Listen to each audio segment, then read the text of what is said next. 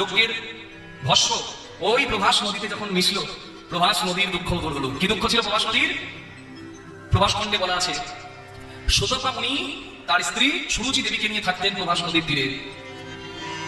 তাদের একমাত্র পুত্র চিত্রাঙ্গদ জন্মদিনের দিনে ওই প্রভাস নদীর জলে ডুবে মারা যায়। তাই মুনির অভিশাপ করেছিল প্রভাস নদীতে যে তুই নরকুণ্ড হয়ে থাকবি, তোর জলে স্নান করে নাকি চাঁদ ক্ষয়রোগ মুক্ত হয়েছে, তাই তুই পবিত্র তীর্থ, আজ তোকে আমি নরকুণ্ড করলাম। কুকুরে তোর নিবে, মূত্র যে বাজিবে, কোনো মলতম্বর স্পর্শ না করিবে, কুকুরের সাথে সব করবে তোর জলে, আর তোকে কেউ পবিত্র করবে না।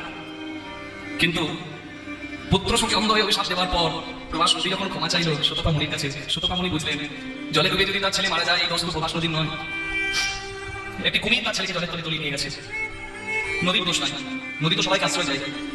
তাই প্রভাস নদীকে আশীর্বাদ করলেন শতপা মুনি যে তোর এই দুঃখ দূর হবে যেদিন ভগবান শ্রীকৃষ্ণ প্রভাস যজ্ঞ করবে। প্রভাস যজ্ঞের ভস্ম যখন তোর জলে পড়বে, তোর সকল দুঃখ মোচন হবে।